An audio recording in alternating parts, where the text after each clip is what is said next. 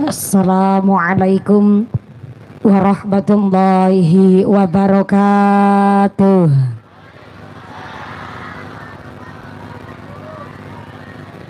Assalamualaikum warahmatullahi wabarakatuh.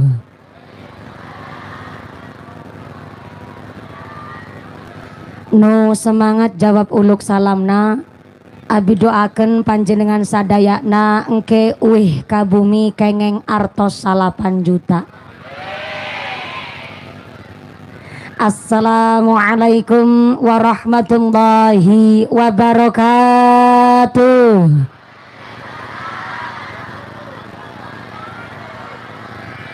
Bismillahirrahmanirrahim. Alhamdulillah. Alhamdulillahi haqqa hamdi. Wassalatu wassalamu ala khairi khalqi sayyidina wa maulana Muhammadin wa ala alihi wa ashabihil mujahidin ad-dhahirin. Allahumma salli ala sayyidina Muhammadil fatih lima ughliqa wal khatimi lima sabaq nasiril haqqi bil haqq wal hadi ila siratikal mustaqim wa ala alihi haqqa qadrihi wa miqdarihil azim. Amma ba'd. Hadaratal muhtaramin wal mukarramin, para alim, para ulama, para satid wal ustadzah ingkang tansah kaula hormati nuninjih ingkang kawula mulyakaken. Wabil akhos kepada akhinal kiram Bapak Kiai Haji Ali yang kami hormati dan yang kami taati. Wabil akhos kepada akhinal kiram Bapak Kiai Haji Hashim, Bapak Kiai Haris, oge Kiai Talim yang kami hormati dan yang kami cadong barokah doana. Wabil akhos kepada akhinal kiram Bapak Kiai Haji Daman, Bapak Haji Budi, Bapak Haji Umar, oge kepada akhinal kiram Bapak Kiai Haji Mukmin, Bapak Kiai Haji Maman, sareng Kiai Haji Raseng Romi yang kami hormati dan yang kami taati segala fatwa dan juga dawuh-dawuhna. Wabil akhos kepada sadayana para ajengan, para ustadz yang tidak bisa kami sebut asmo karimnya, tidak mengurangi rasa ta'zim kami yang kami hormati dan yang kami cadong barokah ilmuna. Wabil akhos kepada forum komunikasi pimpinan Kecamatan Compreng, Bapak Camat yang dalam hal ini diwakili oleh Bapak Sekcam yang kami hormati dan yang kami muliakan. Wabil akhos kepada Bapak Kapolsek dari sektor Kecamatan Compreng hadir langsung beserta anggota yang kami hormati dan yang kami muliakan. Bapak Dan Ramil dari Koramil Kecamatan Compreng beserta anggota atau yang mewakili yang kami hormati. Wabil akhos kepada sadayana para aparatur pemerintah desa Jatimulya. Wabil akhos kepada Bapak Kuwu, Bapak Kepala Desa panjenengani beserta ketua tim penggerak PKK beserta perangkatnya nyaita seperangkat alat sholat dibayar tunai. Bapak Sedes, Bapak Kadis, Bapak Ketua KMD, Bapak Ketua BPD, Bapak Kaur, Bapak Kaum, Bapak RW, Bapak RT di Desa Jatimulya, moga-moga berkana pangkat menjadikan maslahat dan nambah manfaat. Allahumma. Wabil akhos kepada Ketua Panitia Penyelenggara panjenenganipun Bapak Kiai Haji Ali dan seluruh DKM Masjid Umi Habibah yang pada calik nang petengan senajan ora keduman senek ora keduman jajan, mudah-mudahan tetap kebagian kerahmatan, kebagian keberkahan, kebagian pitulungan. Bebasan setara bakalan doyan dedemi terandulit malampir ora mampir nyipelat teraklet gerandong ora condong banaspati ilu-ilu ora pada melu semingkir kabeh. Rawe-rawe rantas malang-malang putung nanti pengajiane tuntas kajialin jaluk diambung. Sadayana para tamu undangan santriwan santriwati jombulan jombulawati Mbak Kakung Mbak Putri sing prawan-prawan muga-muga cepet payu laki, sing bujang-bujang cepet payu rabi, sing duda randa enggak luli ganti, sing tua-tua moga-moga cepet entuk rejeki enggak lunga kaji. Allahumma. Para bapak haji, bu hajjah, para calon haji, para calon hajjah, hadirin hadirat ma'al muslimin wal muslimat rahimakumullah. Sallu ala Nabi Muhammad. Ternyata yang melatar belakangi pengajian hari ini adalah ayatipun Gusti Allah, qul bifadlillahi wa birahmatihi wa bidzalika falyafrahu huwa khairum mimma yajma'un. Ternyata rahmat dan karunia na Gusti Allah kalau dibandingkan dengan harta yang kita kumpulkan tentunya lebih gede rahmat lan karunia na Gusti. Ini ayat yang melatar belakangi Jam'iyah DKM Masjid Umi Habibah Ali mengadakan pengajian semeriah ini. Soalnya ternyata tadi saya tanya sama Kiai Haji Ali, Pak Kuwu, Pak Kapolsek, Pak Sekcam, saya tanya sama Pak Haji Ali, Pak Haji Ali, ini pengajiannya dalam rangka apa? Ternyata Pak Haji Ali terus ngejawab, pimen ya mumpuni. Kita nih nunggu mumpuni wiswe banget. Soale arepan acara muludan, bulan mulud dewis ente. Pan acara Isra wal Mi'raj ternyata rojape durung manjing. Lah akhirnya iki pokoknya pengajian dalam rangka nanggap mumpuni. Kita nih nunggu mumpuni sampai 2 tahun setengah. Dari tetangga meteng babaran sampai meteng maning. Yang aminya keras berarti utangnya paling seueur. Moga-moga rezekinya yang barokah. Bu, sebentar ini ngajinya sebab gelap-gelapan nang petengan nek ngantuk ora kewenangan.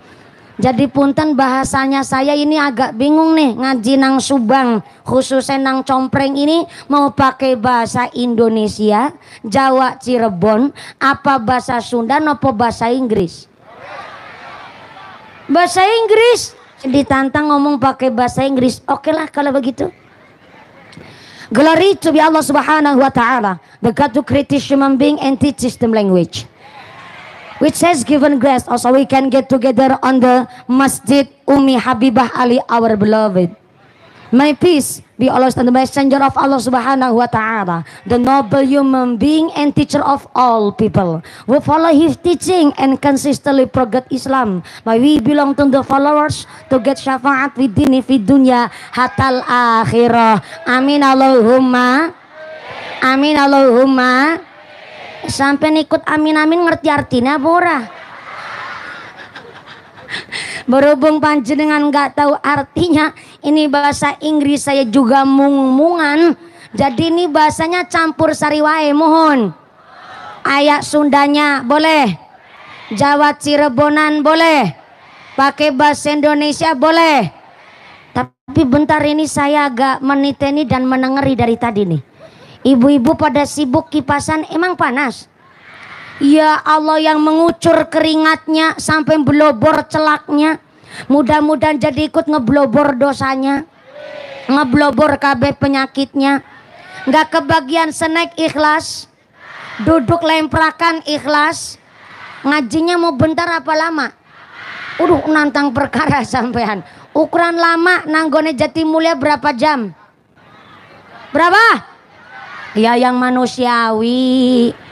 Saya naik jam 9:30, berarti nanti peragat jam berapa nanti? Jam berapa?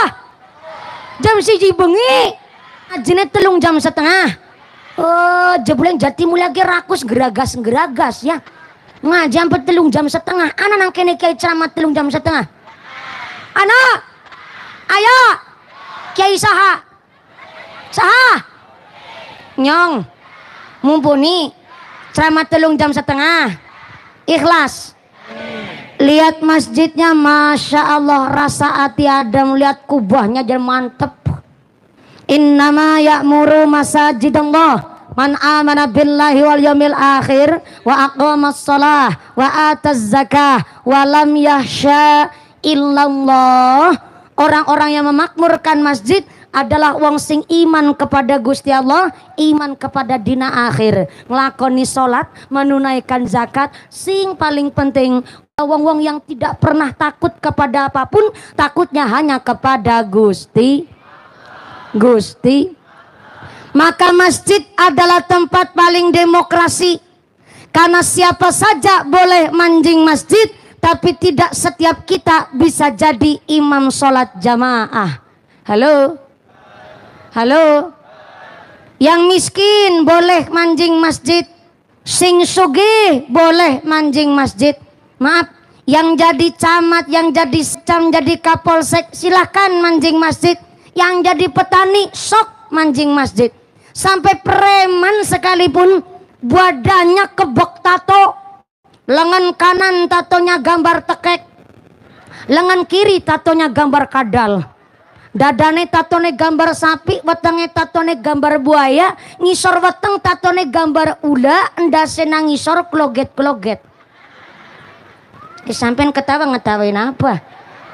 Namanya ular kloget-kloget ya memper. Ular bahasa Sundanya naon?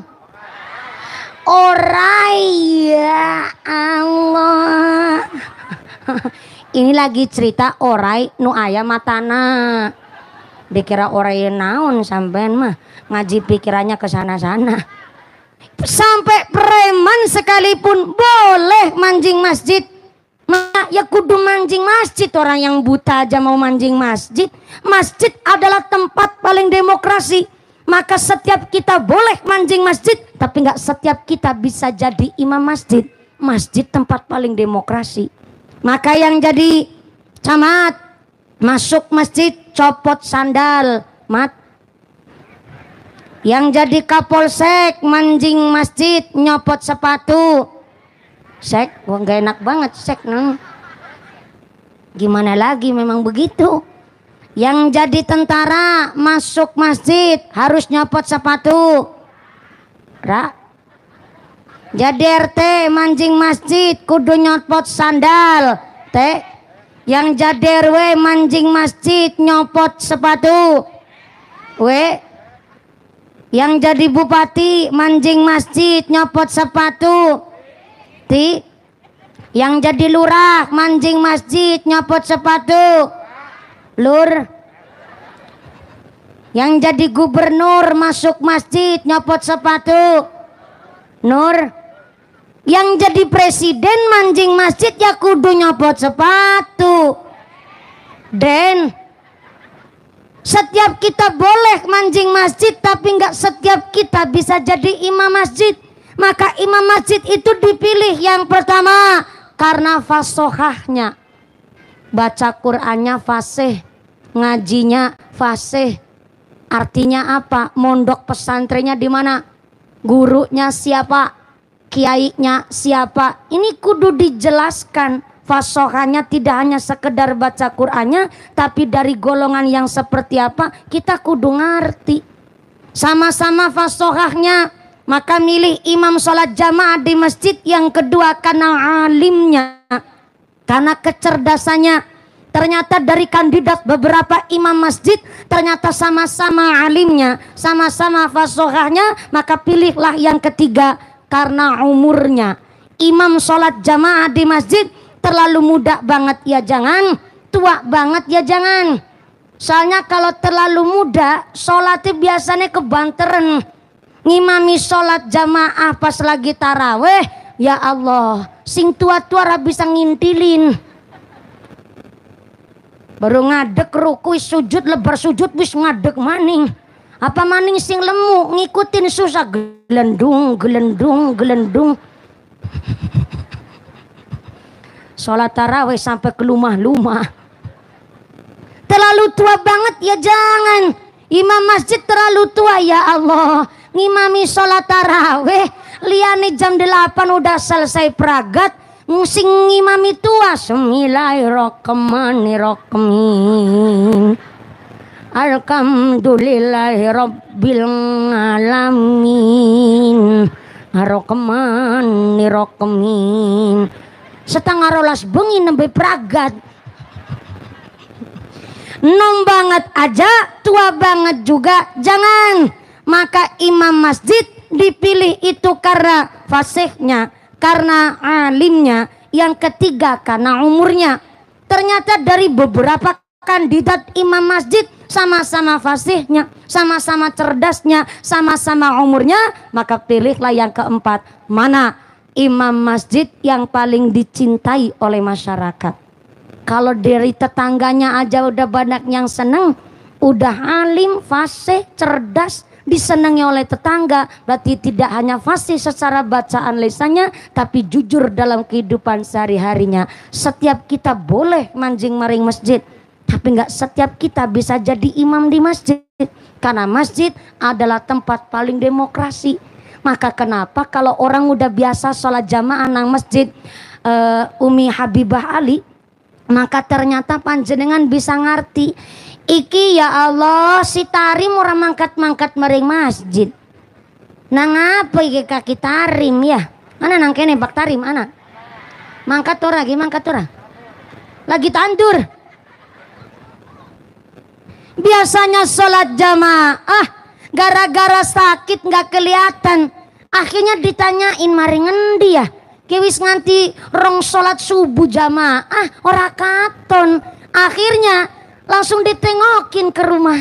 Inilah kenapa orang kalau sudah punya kebiasaan yang baik, kata kitab Nasoihul Ibad, jangan pernah punya pikiran ingin berhenti, ingin menyudahi. Kalau sudah punya kebiasaan yang baik harus belajar istiqomah.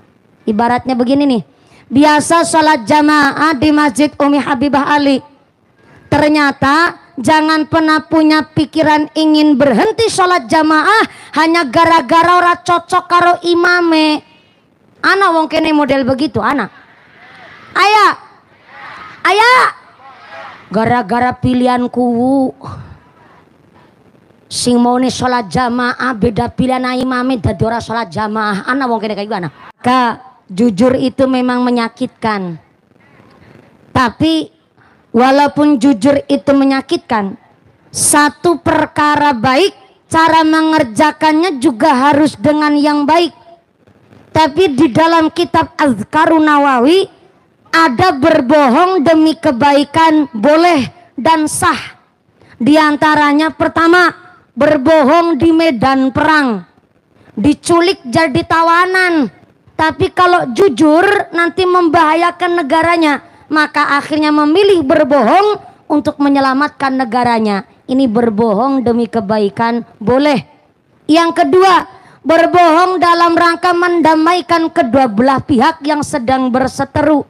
Selagi belajar Sunda dikit-dikit, karena ternyata ngomong pakai bahasa Sunda harus pakai tenaga dalam, dari ula sampai ke orai. Harus pakai tenaga ekstra. Habis tiasa bahasa Sunda, tiasana salit wungkul. Atena naon? Ya hatur nuhun pisan.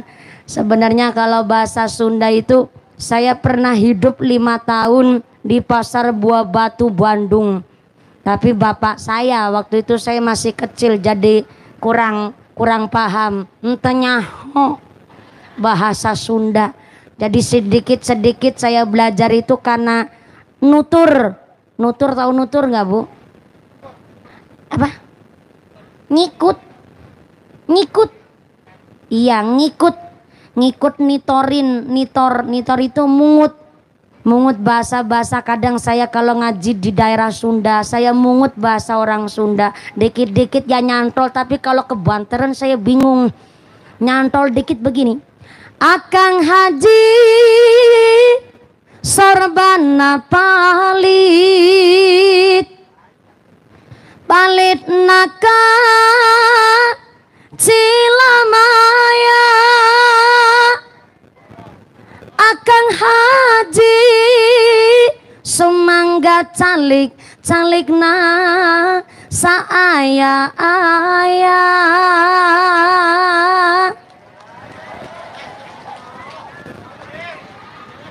Bener nih saya ngomong bener. Udah sedikit agak fasih ya Bu ya. Ya Allah, saya dulu pernah cita-cita kepingin punya suami orang Sunda. Tapi ternyata bahasa Sunda kayak planet Saturnus. Susah banget ngomongnya, jadi lagi belajar dikit. Akang Haji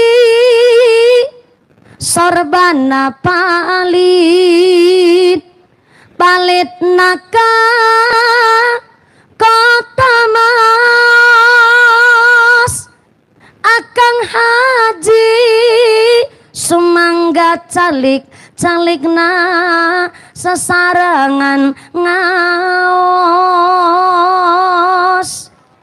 pondok kasok panjang, kasokna ngaroyom ka jalan. Ente sae ngomong kalau di pinggir jalan nih punten-punten ibu. Kenapa orang nengok jenguk wong sakit itu ada adabnya? Supaya apa? Supaya ketika habis jenguk nggak ngomong sembarangan di pinggir jalan. Adabnya kalau ketika udah biasaan nih sholat jamaah di Masjid Umi Habibah Ali, satu ketika kok nggak berangkat, pasti yang lain pada bertanya, nih Pak Tarim nggak kelihatan kemana ya? Dijenguk ke rumah ternyata lagi sakit. Adabnya orang nengok wong sakit kaping hiji mendoakan supaya cepat sembuh, supaya cepat umumnya di masyarakat mau ngejenguk orang sakit aja kudu macul dingin. Soalnya apa? Kudu duwe duit. Soalnya nengok wong sakit biasanya nyangking. Tahu nyangking tuh? Nyangking cara sini naon? Ngajinjing. Kita terus tanya, ya Allah ya Rahman, kayak miki kuwune lebar niliki kita ini apa ya? Iku kuwune gawa buntelan kresek ireng isine apa jajal ditiliki dingin. Ini mbah, Pak Kuwu nengok sampean ini ngebawa gula kopi teh. Ya Allah ya Rahman, dadi kuwu ya pengertian sih pengertian. Wong kita nebe meriangi sakit stroke melakukan medang kopi. Tapi pernah miki kelihatan paku karo ngamplop. Jajal gue amplop ditiliki isine pira. Iki bah kaji isine 20.000. Ya Allah. Jare lurah kuwune bengkoke amba. Ngamplop wong meriang isine 20.000.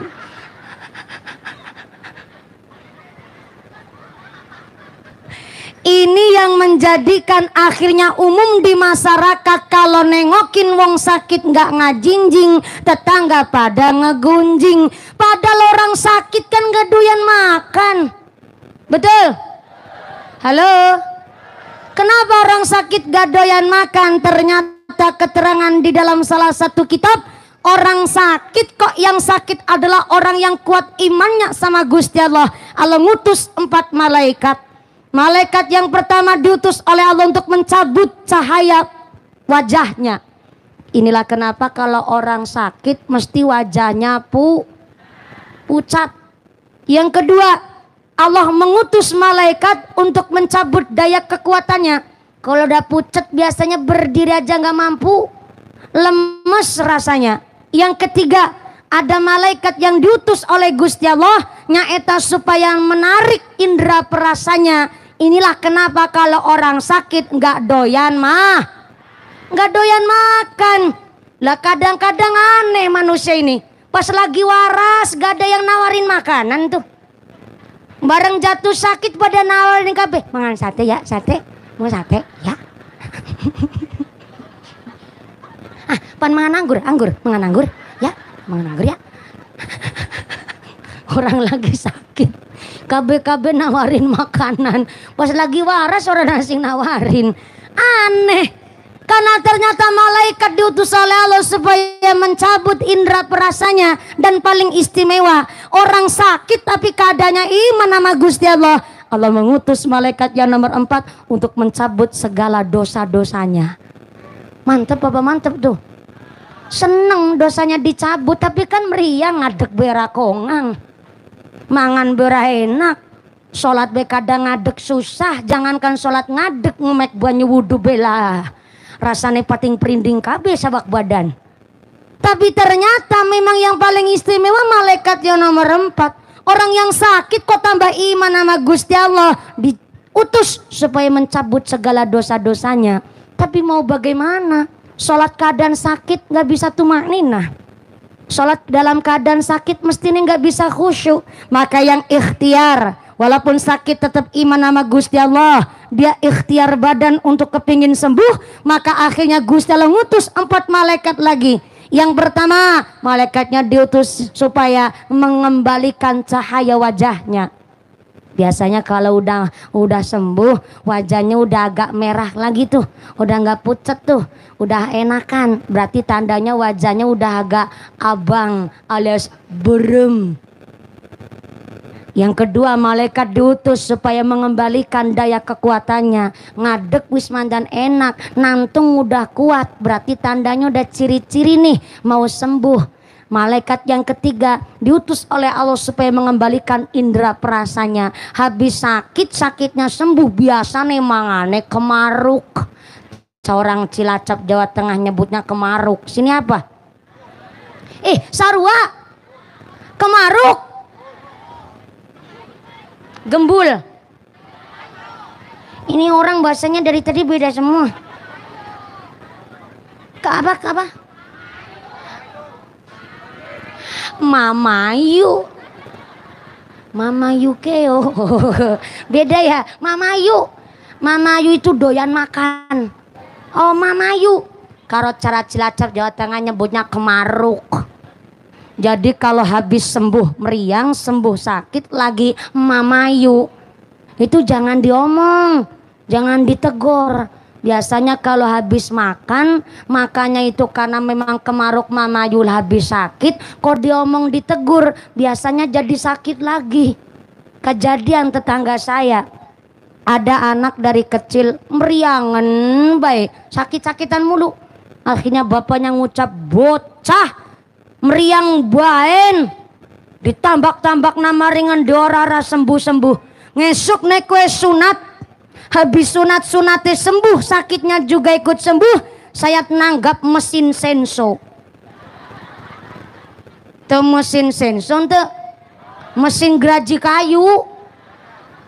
Di Cilacap Jawa Tengah nyebutnya mesin senso. Entah ketularan apa itu si bapak. Ternyata ketika anaknya sembuh katanya mau ditanggapin mesin senso.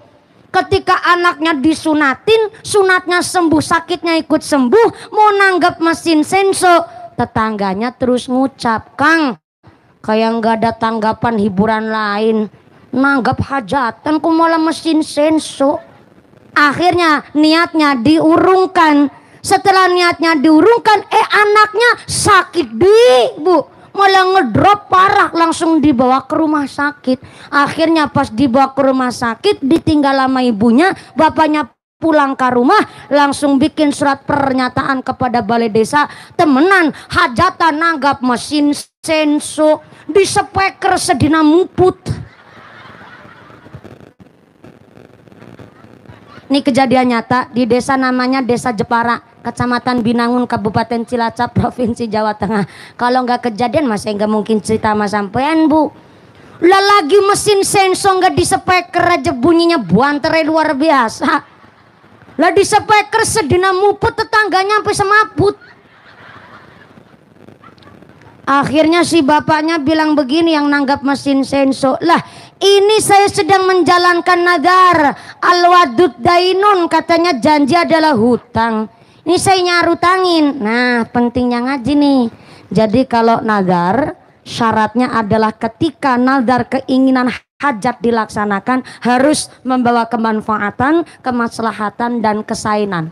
Tapi kalau dilaksanakan gawa madorot, bikin maksiat, bikin dosa, itu bukan nadar namanya.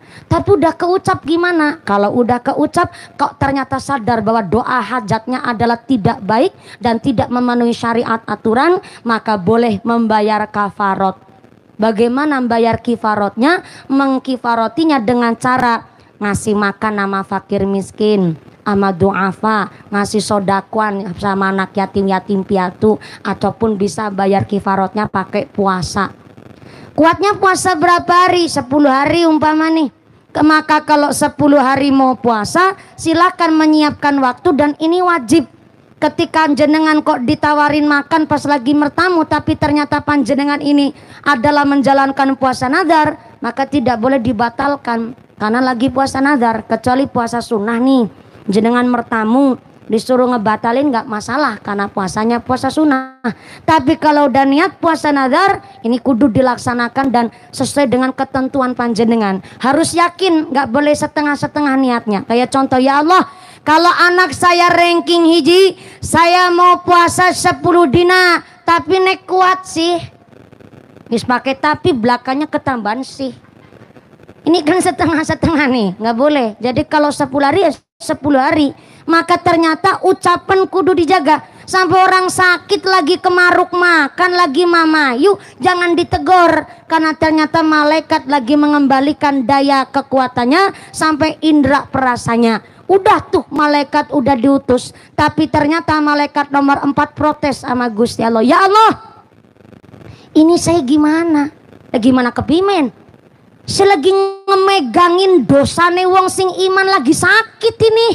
Saya nggak mau megang dosanya. Duh Gusti, orang saya tiap hari aja sujud, tiap hari saya berdoa kali panjenengan, sampai saya nggak punya nafsu, malah saya ditugasin ngemegangin dosane wong lagi meriang. Ini gimana duh Gusti? Akhirnya Gusti Allah menjawab, malaikat, ini orang saya uji pakai sakit malah tambah imane. Saya uji dengan sakit malah tambah zikirnya. Saya uji dia pakai sakit malah tambah dekat sama saya. Maka tolong dosa-dosanya wong sing iman lagi tak uji sakit, jangan dikembalikan kepada dirinya. Buang sono sing adoh maring tengah laut.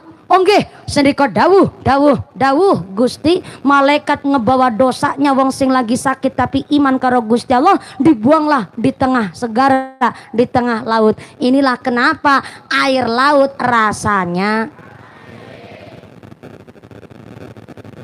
Berarti sampean kalau lagi berenang di air laut itu berenang di air laut ini sampai kedalaman seberapapun kita nggak tahu makhluk apa yang ada di dalam air laut.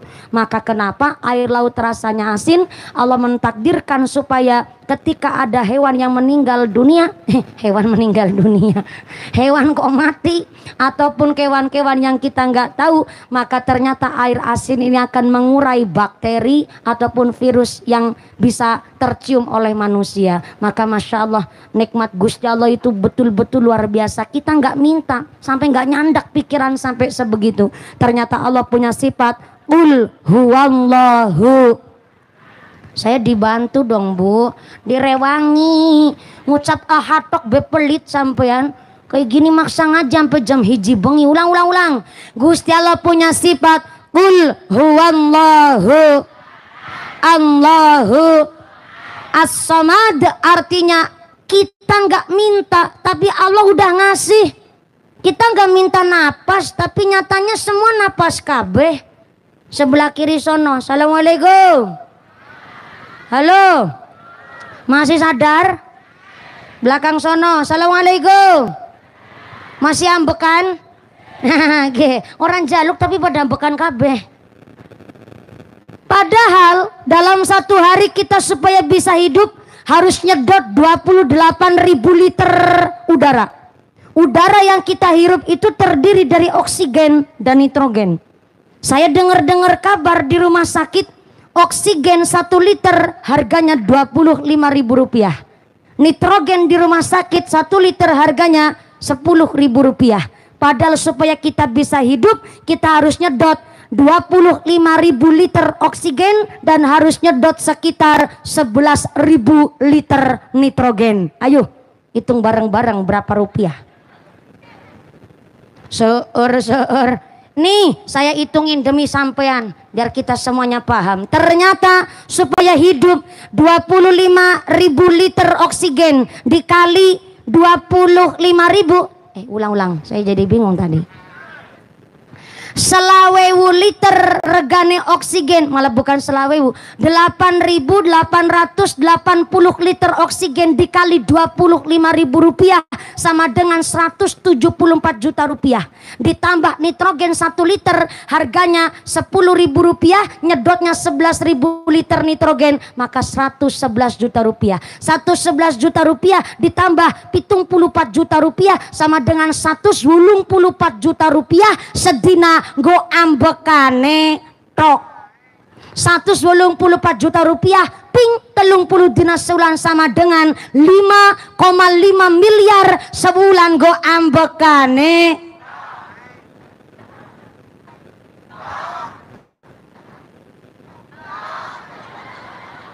Jangan gugupen, dadakan ngisor durung tak tok. Ternyata satu hari harus bayar 184 juta. Ditambah lagi 1 bulan 5,5 miliar. Ternyata kita nggak bayar, Allah ngasih gratis. Ini yang disebut Allah itu punya sifat as-samad. Nggak dimintai, Allah udah ngasih.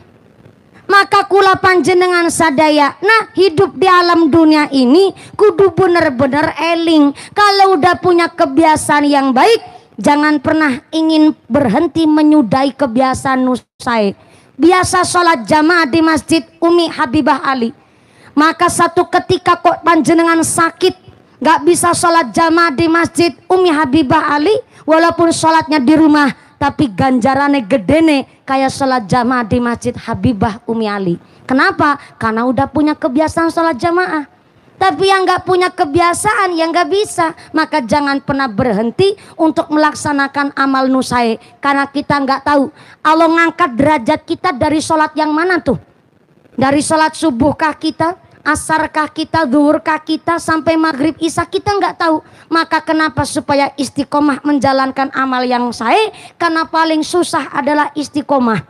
Maka kula panjenengan sadaya, nah kalau udah punya kebiasaan sholat jamaah di masjid, jangan sampai pernah punya pikiran berhenti hanya gara-gara nggak cocok sama imamnya. Mudah-mudahan yang pada ahli sholat jamaah dikasih istiqomah, jadi orang yang ahli ibadah, selalu dikasih hidayah. Amin Allahumma. Balik deh, tadi lagi ngebahas kaki tarim lama nggak sholat jamaah, setelah dijenguk ternyata lagi sakit. Pas lagi sakit maka ada adab. Yang pertama mendoakan supaya cepat sembuh. Yang kedua memberikan motivasi sama yang keluarga, sama orang yang nungguin lagi sakit. Karena punten maaf, orang tua ngerawat anak mengharapkan kapan gedene, tapi kadang anak ngurumatin wong tua ngarep-arep kapan. Oh, modele wong jati mulia. Ngurumati wong tua ngenteni kapan mati nih. Nah ini harus dikasih pengertian. Inilah kenapa maaf punten, yang jengukin orang sakit nggak kudu bawa nyangking, nggak kudu bawa amplop. Yang penting mendoakan supaya cepat sembuh. Yang kedua ngasih motivasi sama ahli warisnya. Mbak Sartina, jenengan nu sabar ya. Ngurumat orang tua memang kadang rewel. Makin tua makin bawel.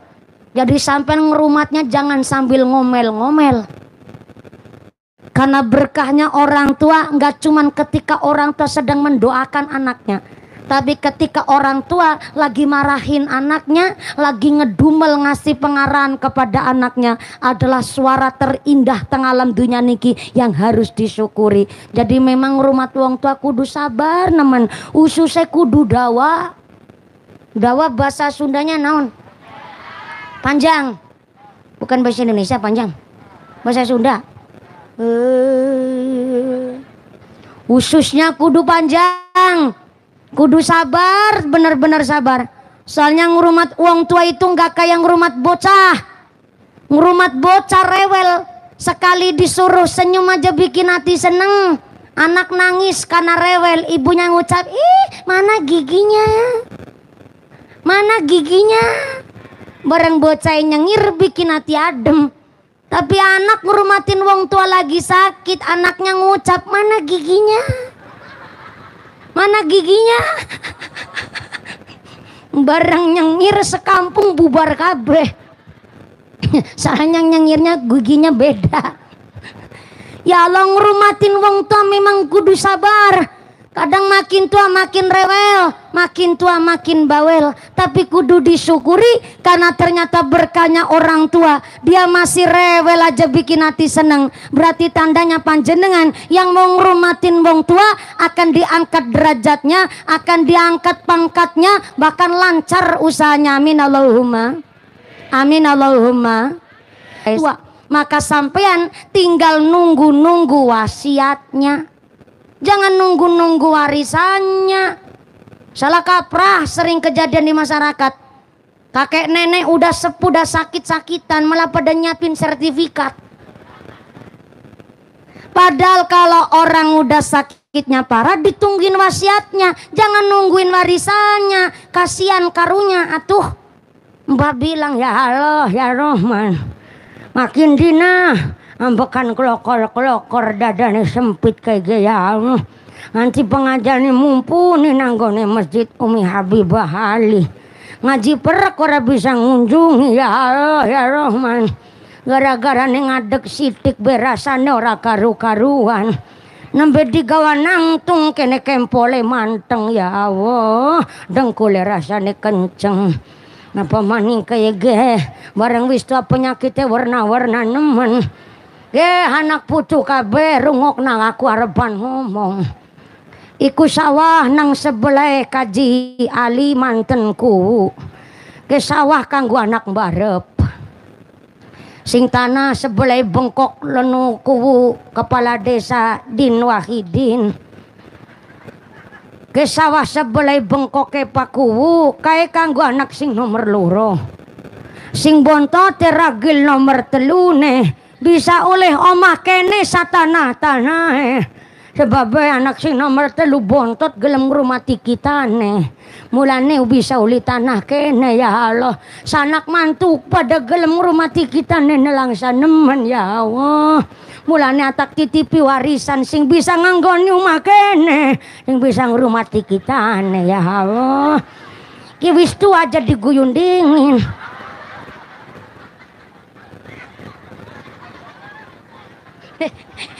Sampai ketawa belum nyicipin tua. Si belajar ngomong suara kakek-kakek begini dari umur kelas 3 SD.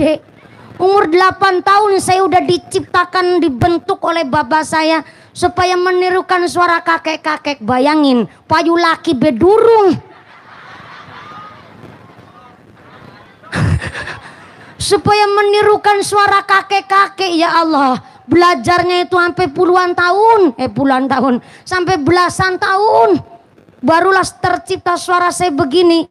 Kemarin-kemarin aja belum lama, tapi belajarnya udah dari umur 8 tahun. Belajarnya sampai dikamplengin saya sama bapak saya, sampai ditabokin, Bu. Saya bersyukur saya kelahiran tahun 95, ditabok menang baik. Iya, saya ditabok cicing wae, Bu. Coba saya kelahiran tahun 2000, saya ditabok laporin sama Pak Kapolsek. Jadi napi bapak saya. Saya ditabokin, saya cicing wae. Karena saya pikir begini, loh, saya ini sedang dibentuk oleh bapak saya. Sehingga ketika saya ceramah dari kelas 3 SD, umur saya 5 tahun, kelas 1 SD tahun 2001, pulang sekolah saya disuruh angon embe. Embe saya 43 lanang kabeh sing wadon kitane wungkul. Tapi kita nih dudu weduse, kita nih sing angon, ngarang mani sampean. Saben balik sekolah, saya disuruh angon kambing. Saya sempat mikir bahwa bapak saya ini orang gak adil. Orang teman-teman saya pulang sekolah pada main, teman-teman saya pulang sekolah pada les renang, saya kunangon wedus. Saya sempat mikir bahwa bapak saya mengeksploitasi saya, bapak saya mempekerjakan saya. Bapak saya nyuruh saya kerja supaya cari duit. Saya sempat mikir bahwa bapak saya nggak adil. Tapi ternyata setelah saya udah gede umur 28 tahun, saya baru mikir. Dulu kelas 3 SD, dari kelas 1 saya udah nandur. Saya udah nanam, sekarang saya lagi panen. Dulu kecil saya, dina-dina angon wedus, teman-teman saya les renang. Sekarang saya giliran bikin kolam renang. Baru diresmikan kemarin. 1 minggu kemarin, persis pada hari Rabu saya meresmikan kolam renang saya yang dibikin oleh bapak saya. Saya tiap hari, tiap dina itu cuman ceramah doang. Tapi saya nggak pernah nerima bisyarah amplop. Karena ketika saya nerima bisyarah amplop, sepeser pun saya nggak menggunakan untuk apapun. Saya pasrahkan kepada wali saya, itu orang tua saya. Karena saya pikir saya belum payu laki. Kalau udah payu laki saya pasrahin sama suami saya. Tapi ketika saya kok setiap ceramah ada panitia yang memang ngasih bisyarah amplop, saya pasrahkan kepada orang tua saya. Dan saya yakin beliau bapak saya tidak mungkin punya niatan buruk kepada anaknya. Sehingga alhamdulillah saya baru mikir, sebegitu luasnya pikiran bapak saya. Kenapa bikin kolam renang sampai bapak saya bikin toko grosir dan eceran. Jadi di depan tokonya, belakangnya kolam renang. Tapi maaf, kolam renang ini bukan untuk ibu-ibu yang pakai cawat bikini. Enggak. Kolam renang yang aktif 2 kolam renang. Yang pertama yang cuma 50 cm khusus buat anak-anak kecil. Tapi yang satu kolam renangnya ini khusus kami mengembangkan atlet-atlet renang. Jadi untuk pendidikan, bukan untuk umum. Jadi khusus kami nyewa guru pelatih renang. Ada sekitar 3 gurunya. Bahkan dari SD, MI, SMP dan setaranya sampai SMA, SMK yang kiranya mau jadi atlet renang bisa renang di tempat kami. Dan bapak saya sampai punya usaha seperti itu. Saya mikir, lah emang gak sia-sia ya Pak ya, saya pernah sampai meragukan usaha bapak saya. Karena dari tahun berapa ya, sampai 5 tahun ngebangunnya Bu. Hampir di Saro Amplop itu kami gak pernah menikmati. Buat istrinya bikin usaha, saya mikir apa payu apa lagi ya, laku apa ya. Saya meragukan niat bapak saya. Ternyata kolam renang ini dibikin terakhir ketika grosir ecerannya sudah jadi. Ternyata grosir ecerannya laris ketika kolam renangnya udah dibuka kemarin. Jadi buat nungguin anak-anak pada renang, ibunya belanja. Dan kami dalam rangka mempekerjakan anak-anak muda yang pengangguran. Jadi kan habis renang itu biasanya lapar tuh, kencot. Tahu kencot enggak? Ngelih kempong. Sampein aja yang gak gaul bahasa Inggrisnya kempong tuh kencot. Sampein kurang gaul, mainnya kurang jauh, tidurnya kurang miring. Bahasa Inggrisnya kempong, gue kencot. Habis renang kan biasanya dingin tambah lapar tuh. Akhirnya tetangga saya ada yang jualan mendoan, ada yang goreng bakwan, ada yang bikin soto, ada warung yang khusus bikin mie, ada tempat penitipan barang, ada yang tukang bersih-bersih, sampai satpamnya pun tetangga lingkungan saya sendiri. Kemudian grosir ecerannya, karyawannya dari anak-anak muda tempat saya. Sampai saya mikir, oh jadi maksud bapak saya begitu. Kalau saya nggak pernah ngurusin karena saya tiap hari di lapangan. Taunya cuma ngaji tiap hari. Saya pasain begitu sama bapak saya. Saya mikir bahwa saya bukan sedang pamer sombong, tapi memang seorang kiai harus punya usaha. Dari sejak dulu saya selalu disindir sama kiai-kiai lain. Mulane kiai udah usaha, jadi jangan cuma ngarep-ngarep amplop gitu Bu. Saya nggak tersinggung, cuman saya mikir iya ya, memang kudu punya usaha. Jadi kelak nanti kalau saya udah punya pondok pesantren, nggak bikin proposal, tapi dari usaha itu nanti anak-anak santri bisa dikembangkan, juga bisa ikut usaha. Jadi setelah punya dasar ilmu agama, dia berniaga punya ilmu dasar dengan agama. Ini yang nggak ada yang keprok tangan, keprok dulu dong. Makasih. Nanti saya sampein nama bapak saya, Pak, dikeprokin nama orang Jatimulya. Soalnya bapak saya yang mikir. Maka tadi sampai mana ya? Oh iya, lagi niruin suara kakek-kakek. Ya Allah, ya Allah. Begini amat orang udah tua ya Allah. Jadi itu udah saya bagiin sawahnya sama anak pertama, tanahnya anak kedua. Si bontot uli rumah kene sa tanah-tanah. Soalnya bareng dina maju tua ya lo ngago katrok angel mendinggo. Bisa ngago katrok angel dinggo. Lalu bolongan hiji nggo sikiluru. Pantesan keserimpung deui ya. Jadi kalau orang sakitnya sakit tua, sakitnya sakit parah, jangan nunggu warisannya, tapi ditungguin wasiatnya. Nungguin apanya Bu? Wasiat bukan warisan. Wasiatnya apa? Contoh, alhamdulillah ya Allah. Nyong ibu yang ngucap, jari ini balik maning ya iyalah. Melaku angel kon melakune aduh. Bisa nih wong tuh ya bolak-balik kayak gini ya Allah. Aku anak ketelu alhamdulillah sukses kabeh dadi wong langka sing dadi embe. Sing nomor hiji alhamdulillah bisa jadi manten ku si Ali ke Ya kan saya ngucap Ali nggak apa-apa, saya lagi niruin kakeknya Pak Kaji Ali. Si Ali anak kita nih Sada di mantenku alhamdulillah. Lanjut anak si nomor loro alhamdulillah si Din Wahidin bisa nerusna lanjutan si kakange ini anak kita nih si nomor loro. Anak nomor telu bontotane alhamdulillah nang Jakarta bisa jadi bos rongsok. Jangan ngece sampean. Senajan rongsok wong anu bos malah bisa lu ngakaji bolak-balik nang gone kaji daman. Sampai karyawane kon lu ngaumrah ya nang gone travel kaji daman. Wih gara-gara berkah rongsok ya halo ya Rohman. Dikirane kita nera kenal kalau kaji daman. Ngundang tapi langka wonge. Lagi nang Mekah soalnya. Ceramah kayak karo tanggane dewek ya lo kaji daman. Senajan wong langka mikis kon mangan nasi biryani. Karo mangan segarane segaros mandi. Durung adus bisa mandi dewek.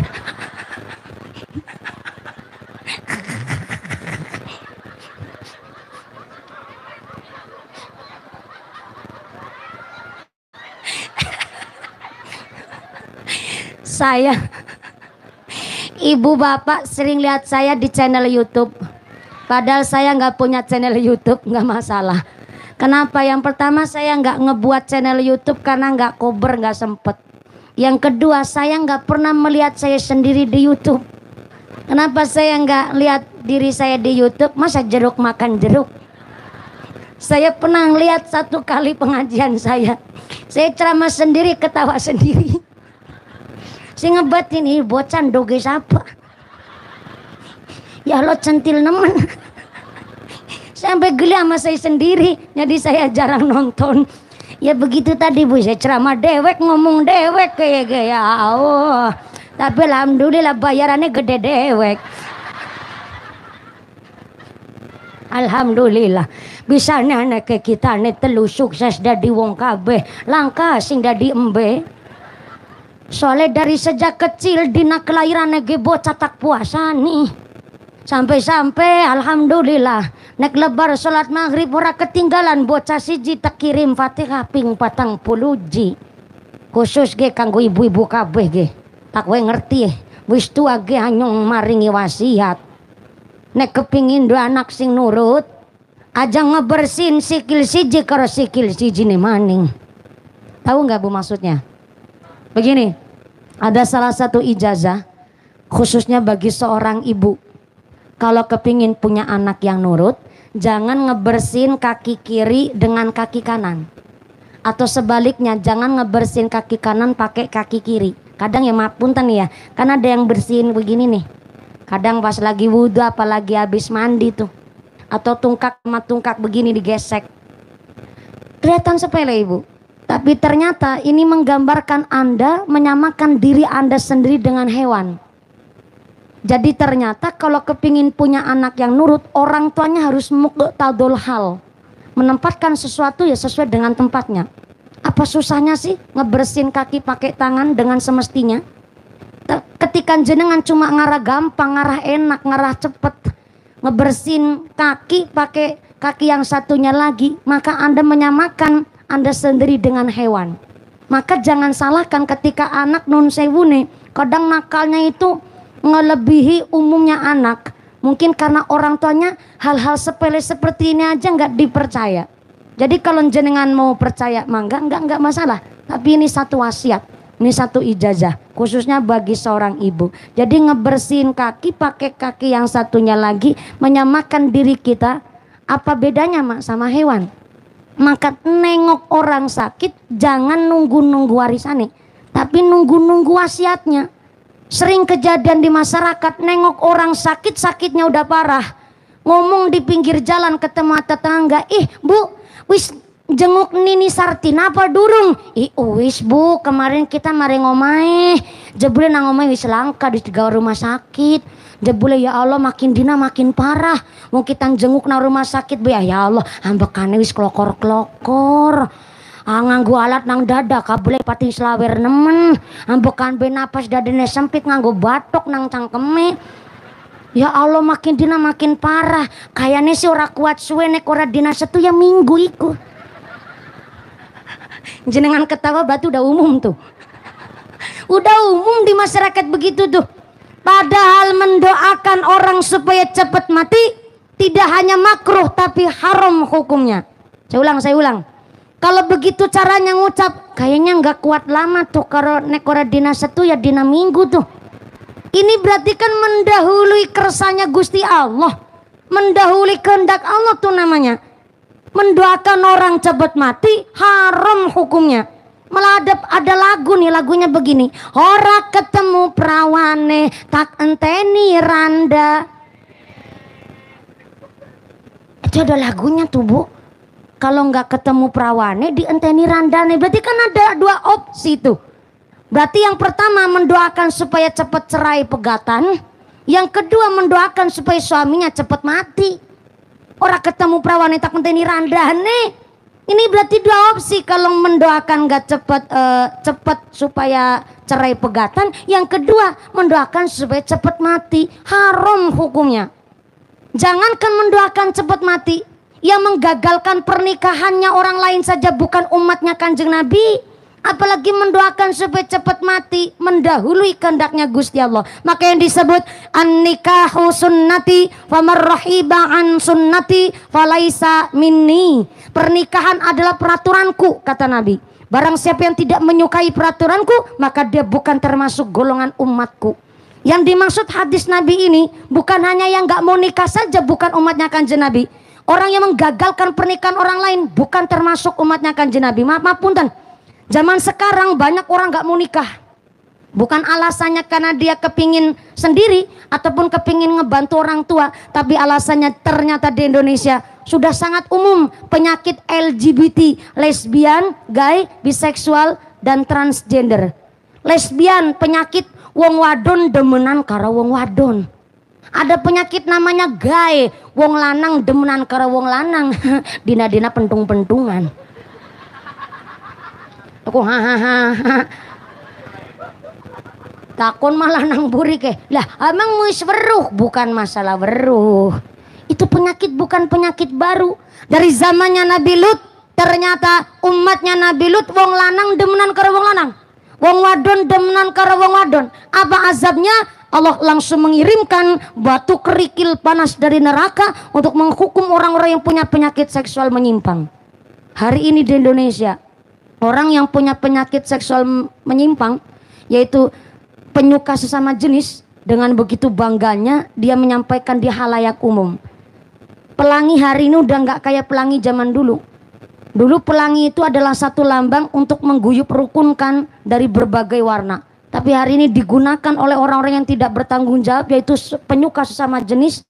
Bahwa pelangi itu katanya lambang simbolnya mereka. Jadi hari ini kalau di media sosial ada orang yang membawa satu emot ataupun gambar pelangi, itu menggambarkan dari kaum mereka, yaitu penyuka sesama jenis. Dan mereka dengan begitu gamblangnya ngucap begini, Allah azab, saya nggak percaya azab, nyatanya saya penyuka sesama jenis, tiap hari pentung-pentungan sehat-sehat bain. Mana ada kerikil panas dari neraka? Enggak. Mana azab dari Tuhan? Nggak ada. Mereka nantang begitu karena mereka nggak pakai otak. Kenapa nggak pakai otak? Azabnya orang zaman sekarang beda sama azabnya zaman Nabi Lut. Begini, kalau Mbak Mumpuni merasa udah cukup ya udah juga nggak apa-apa tuh. Yang bayarin aja santai-santai baik. Jenengan yang orang melurunan ikut campur. Guyonan. Tapi pada iuran, ikut iuran. Ikut iuran, alhamdulillah, atur nuhun Pak Panitia ya Allah. Jadi nggak cuma duit TK Jali ya Pak ya. Alhamdulillah derek senang. Inilah kami keluarga besar DKM Masjid Umi Habibah Ali yang mengadakan pengajian ini. Bukan hanya Pak Kajali tapi seluruh jamaah Masjid DKM, jamaah Masjid Umi Habibali. Tepuk tangan dulu dong buat wanitanya yang begitu luar biasa berkontribusi dari tenaganya, materinya, pikirannya. Mudah-mudahan diberikan istiqomah, diberikan sehat walafiat, diberikan yang jadi ahli ibadah, jadi orang yang ahlul jannah. Kita semua ditetapkan imannya, ditetapkan ihsannya, ditambahkan ihsannya. Mudah-mudahan kita semua diberikan sehat panjang yusanu barokah, pungkasan yusakanti husnul khotimah. Amin Allahumma. Jangan pulang terlebih dahulu karena doakan diimami langsung oleh Bapak Kiai. Saya tidak bisa memimpin doa karena saya hanya sederma, hanya seorang santri. Jadi tetap doa nanti akan diimami langsung oleh Bapak Kiai Sumangga. Pak Kapolsek, terima kasih Pak Kapolsek hadir secara langsung di keluarga besar DKM Masjid Umi Habibah Ali. Pak Sekcam terima kasih telah mewakili Pak Camat. Kemudian Pak Daramil atau mewakili Pak Kuwu terima kasih, dan keluarga besar Bapak Haji Ali dan warga masyarakat kepanitiaan malam hari ini yang telah memfasilitasi kami untuk bersilaturahim. Mudah-mudahan setelah doa usai panjang pulang dengan tidak ada halangan satu apa, bisa bertemu lagi di lain majelis. Amin Allahumma. Pengumuman dari akhirat. Barang siapa berangkat ngaji belum dipimpin doa gugupan ka bumi, maka suaminya nikah lagi. Jangan pulang terlebih dahulu Ibu, karena keda diimami langsung oleh Bapak Kiai Sumangga. Dari saya awal sampai akhir segala kekurangan kehilafan mohon maaf yang sebesar-besarnya. Terima kasih atas segala perhatian, mohon maaf atas segala kekurangan. Usikum wa nafsi bitaqwallah. Wassalamualaikum warahmatullahi wabarakatuh. Waalaikumsalam warahmatullahi wabarakatuh. Sallu ala Nabi Muhammad.